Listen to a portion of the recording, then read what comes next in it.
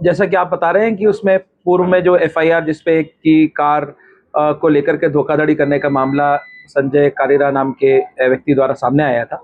इसमें पहले जो कार की एक एफआईआर की गई थी उसमें कई फरियादियों के नाम जोड़ करके लगभग 24 गाड़ियां पहले जब्त की गई थी। अभी फ्रेश हमने 2 एफआईआर करी हैं, परसों विजय भारती गोस्वामी और कल अन्नू यादव फरियादी के नाम से 2 एफआईआर पंजीबद्ध हुई है। इनमें कुल मिलाकर के आज की डेट में 39 गाड़ियां जो है वो थाना अन्नपूर्णा की थाना प्रभारी और उनकी टीम द्वारा न सिर्फ इंदौर बल्कि बाहर के क्षेत्रों से जब्त की जा चुकी है। और इसमें सबसे बड़ी बात यह है कि इन 39 गाड़ियों में से लगभग 35 गाड़ियां न्यायालय के थ्रू फरियादियों को सुपुर्द भी कराई जा चुकी है।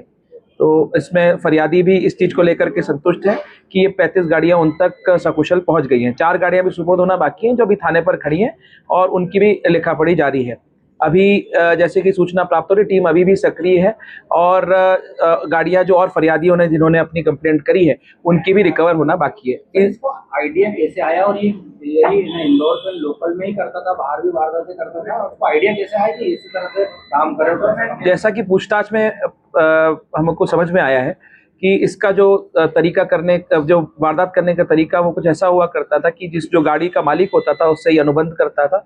अनुबंध करने पे वो किराए का अनुबंध करता था और मासिक एक किराया देने के लिए प्रॉमिस करता था।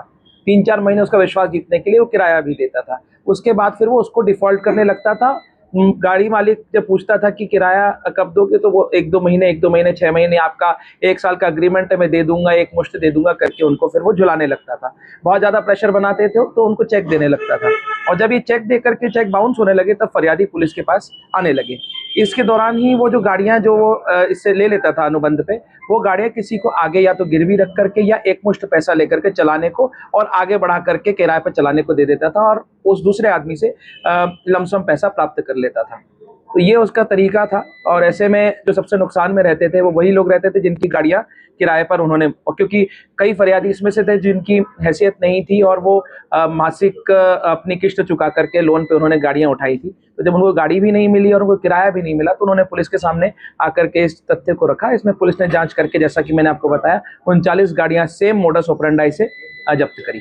फरियादी का कहना है कि इसमें आरोपी द्वारा उन गाड़ियों का सामान, कीमती सामान जो उनके जैसे अंदर लगे थे टायर वगैरह सब उन्होंने बदलवा दिए।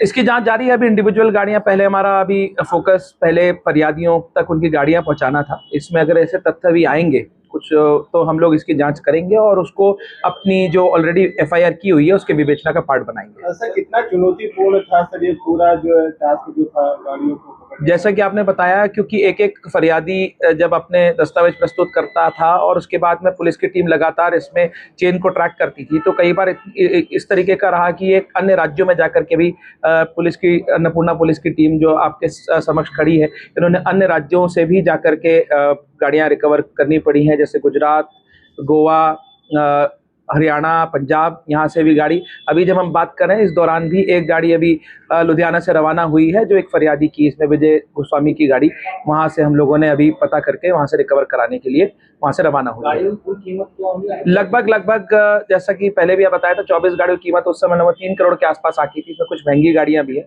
तो इस समय जब हमारे पास 39 से 40 गाड़ियां हैं तो इसकी कीमत लगभग 5 से 6 करोड़ आज की डेट में आकी जा रही है। इसमें और अगर बढ़ेगा इसमें तो इसकी कीमत और बढ़ने की संभावना भी है। न्यायालय से भी गाड़ियां वापस करवाई जी, जैसे अभी फिर से बताया कि जो प्रक्रिया होती है कि जब पुलिस उसको जब्त करती है तो न्यायालय से सुपुर्दगीनामा लगा करके लेना पड़ता है। इसमें हमने त्वरित कार्रवाई करते हुए डायरी तैयार करके रोजाना में 2 से 3 गाड़ियों की लिखा पढ़ी करके फरियादियों को उनकी गाड़ियां वापस करवाई। कितने समय से